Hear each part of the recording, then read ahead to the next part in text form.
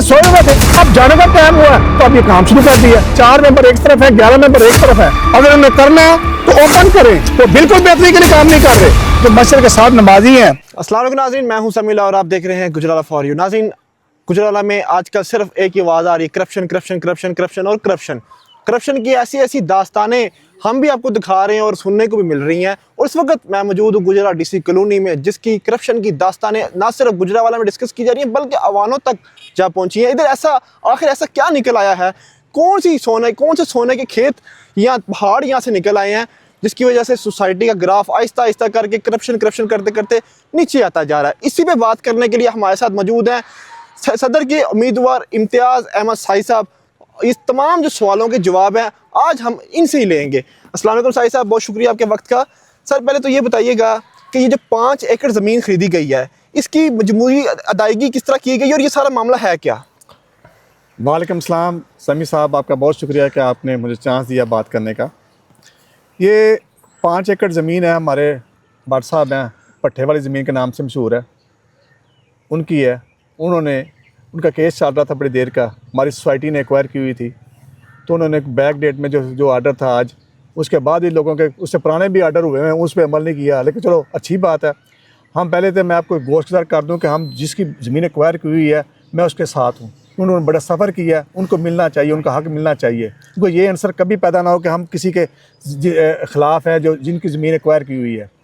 और दूसरी बात ये है कि हम सिर्फ ये आपको बताना चाहते हैं कि जो मसला तब शुरू होता है जब ये किसी की वैल्यूशन ज़्यादा लगाते हैं, जब बाय लॉज फॉलो नहीं करते, तब जाके मसले होते हैं।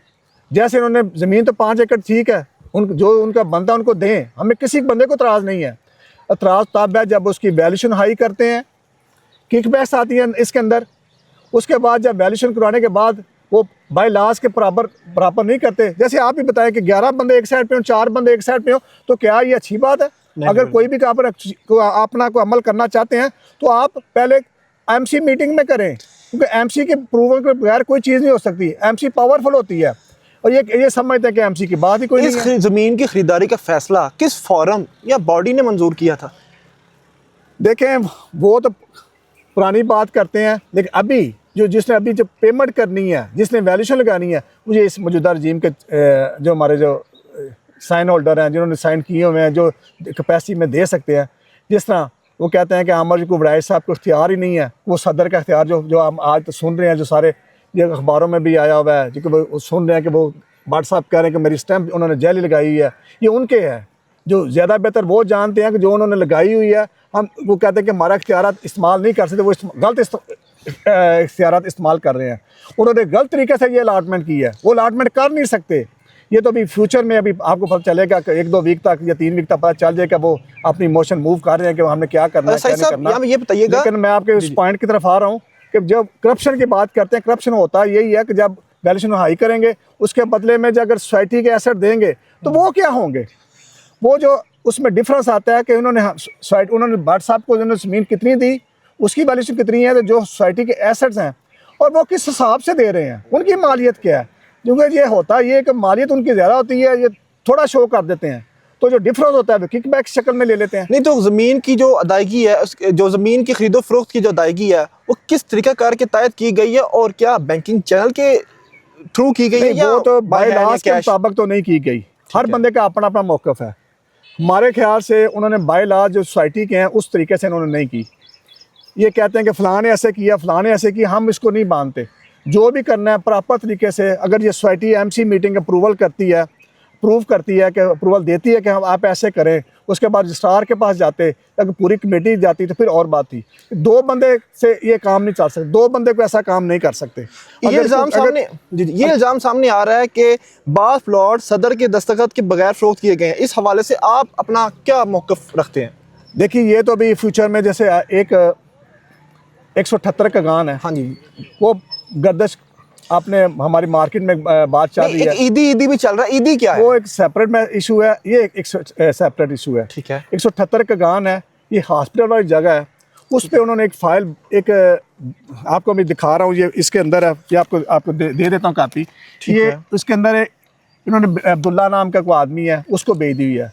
ये है सोसाइटी के रिकॉर्ड में भी नहीं है, तो ये किधर गई फाइल? वो तो सोसाइटी के रिकॉर्ड से बाहर कैसे आई है? ये मसला ये है। इसके लिए ये 1-2 हेयरिंग, आप नेक्स्ट हेयरिंग पे बात होगी इंशाअल्लाह। ये हम साबित करेंगे कि ये फ्रॉड है, ये कैसे निकली है। अगर वो उनसे पूछते हैं कि अगर आपको ये सोसाइटी की मलकियत है तो ये कौन सेल कर रहा है, बंदा बेच कौन रहा है, किसका फ्रंट मैन बेच रहा है, ये भी आपको बताएंगे कि फ्रंट मैन।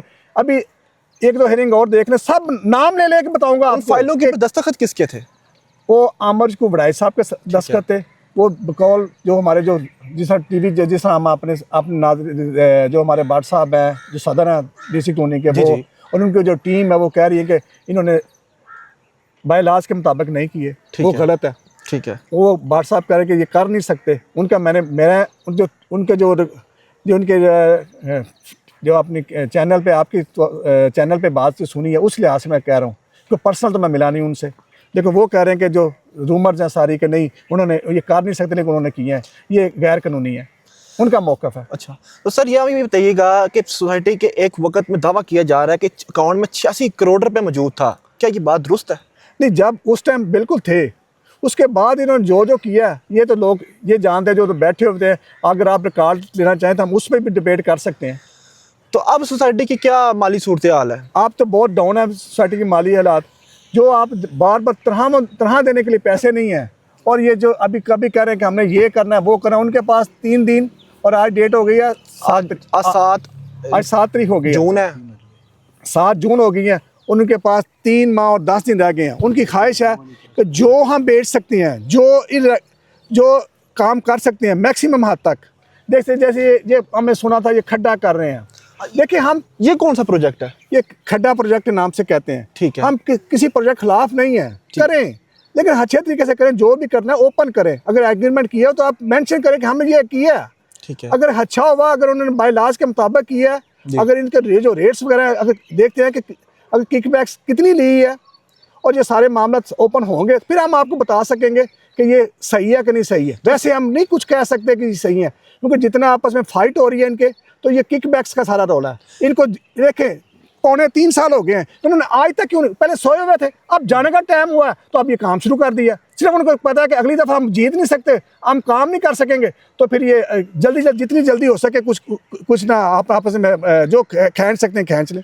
और तो देखिए, अगर हम बिल्कुल हक में हैं, बनना चाहिए, लेकिन ये ना हो कि 2 दुकानें बनाए, 4 दुकानें बनाए, जो खुद ही जो अपने बेच के ले जाए और चलते हैं। एक इजाफी, लेकिन देखिए आपके सामने ये जितना गहरा पानी है, जी, ये कितना फुट गहरा है।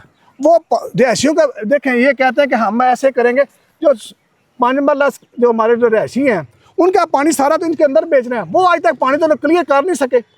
वो जो ये मंशूर लेके आए थे, यहाँ पे तो कहा गया था यहाँ स्टेडियम बनेगा, जिम्नेजियम बनेगा, यहाँ तो कुछ नजर ही नहीं आ रहा, यहाँ तो सिर्फ पानी पानी नजर आ रहा है। इसकी क्या वजह है और आगे आपको क्या नजर आता है आइंदा दौर में, क्या ये जगह डेवलप हो सकेगी? अगर पूरी ईमानदारी से सारे एक पेज पे हों तो जगह बन सकती है।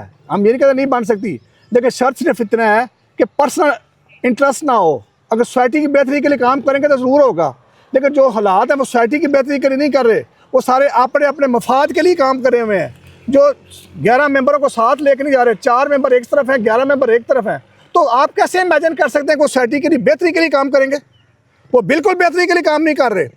अगर उन्हें करना है तो ओपन करें, हम खड्डे के साथ भी हैं, जो अच्छा काम करेगा।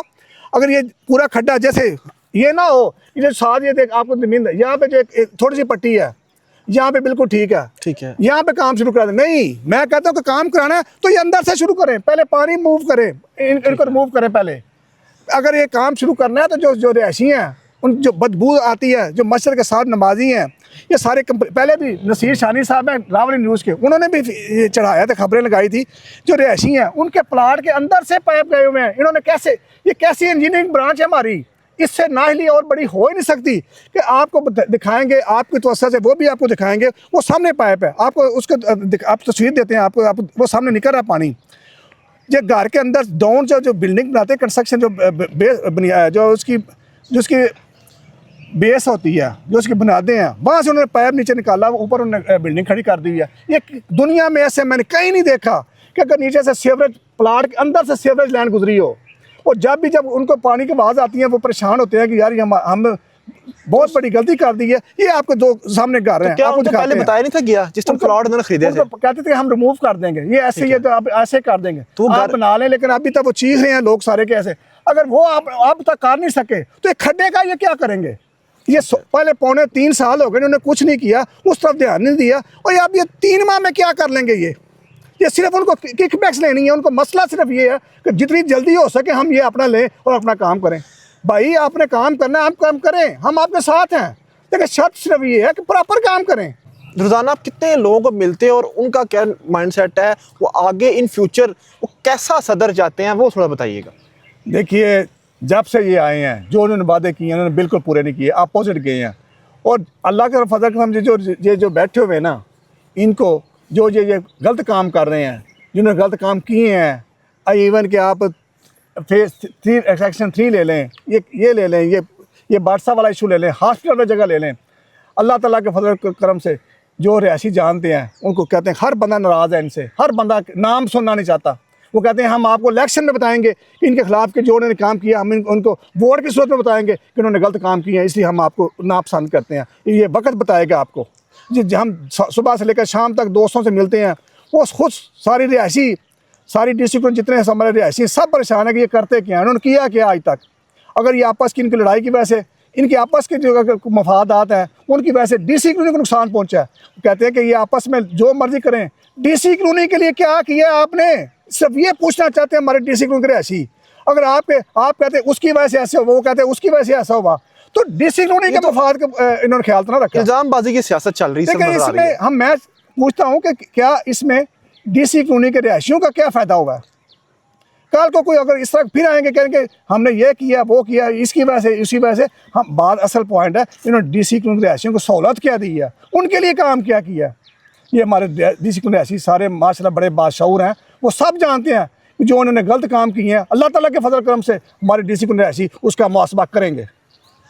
साई साहब, आप भी जो सदर के बड़े मजबूत कैंडिडेट हैं, आप जो नौजवानों के जो यंगस्टर्स हैं उनके बड़े फेवरेट हैं, उनके लिए आप क्या आइंदा इलेक्शन में मंशूर लेके आ रहे हैं, और DC कॉलोनी की तरक्की के लिए क्या मंशूर लेके आ रहे हैं, थोड़ा सा वो भी थोड़ा बताइएगा। देखिए प्लान तो बहुत ज़्यादा है, लेकिन जैसा शार्ट है, जैसे इन्होंने हस्पताल की जगह पहले आते सार इन्होंने हस्पताल की जगह ख़त्म बेचने की कोशिश की। आप कह रहे हैं कि जो हस्पताल जो फाइलें हैं वो बेच दी हैं, ये कन्फर्म तब होगा जब ये थोड़े 1-2 हेयरिंग में पता चल जाएगा। ये 175 से 180 तक जो प्लाट हैं अस्पताल में जगह के वो किधर गए हैं। अगर वो अभी इंक्वायरी चल रही है, अभी नेक्स्ट वीक तक पता चल जाएगा। हम आके अस्पताल बनाएंगे और नौजवानों के लिए अल्लाह ताला के फजल करम से हम कोशिश पूरी करेंगे। हम एक कम्युनिटी सेंटर बनाएंगे जिसमें हर चीज़ होगी, लोगों को बैठने के लिए अच्छी जगह होगी, उसके अंदर हर चीज़ हम सहूलत देंगे जो उन्हें सोची भी नहीं होगी। ठीक है, लेकिन अगर आप साथ दें, अगर सोसाइटी के फॉर एग्जांपल कहते हैं जैसा सोसाइटी के पैसे नहीं हैं, हम अपने रिहायशियों की मदद से, मैं आपसे वादा करता हूं कि लोगों को इत्मीनान दिलाएंगे कि हम आपका पैसा सही जगह पर लगाएंगे, तो मुझे 100% यकीन है कि वो सारे सोसाइटी के रिहायशी के जितने हमारे सोसाइटी के जितने हमारे रिहायशी हैं सब मिल के वो प्रोजेक्ट पूरा करेंगे। आपकी इलेक्शन की तुम कैंपेन कैसी चल रही है और तैयारी कैसी है आपकी आइंदा इलेक्शन में? हमारी कैंपेन अल्लाह ताला के फजल करम से बहुत ज़बरदस्त चल रही है, और इंशाअल्लाह अल्लाह ताला के फजल करम से ये आपको वक्त बताएगा। किस तरीके से आप तैयारियां कर रही हैं और क्या समझते हैं इंशाल्लाह इलेक्शन को क्लीन स्वीप करेंगे आप? अल्लाह ताला के फजल करम से करेंगे, और इनके जो करप्ट टोला है, जो उन्होंने करप्शन की हुई है, उनकी वजह से ही हर बंदे को पता है कि ये जो उन्होंने करप्शन की है, जो इन्हें काम किए हैं, उसकी वजह से हम बड़े आराम सुकून से, हमें मेहनत से, लगन से हम सोसाइटी के रिहायशियों की मदद करेंगे। और इनके ना करप्शन की वजह से, इनके लूट मार की वजह से अल्लाह ताला के फजल करम से ये कामयाब नहीं होंगे अपने मकसद में। क्या आप आखिरी सवाल थोड़ा सा ले लेते हैं, क्या इंतज़ामिया आज़ाद गैर जानबदाना फॉरेंसिक ऑडिट के लिए तैयार है DC कॉलोनी की?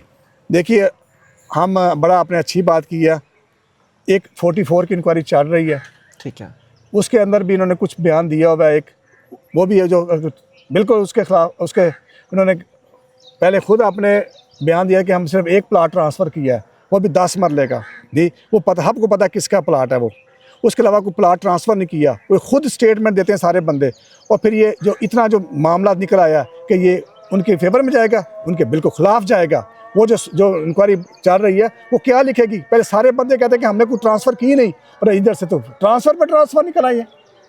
तो क्या इन्होंने DC कॉलोनी के मफाद के लिए काम किया? ये सारे रिहायशी जानते हैं कि उन्होंने DC कॉलोनी के मफाद के ख़िलाफ़ काम किया।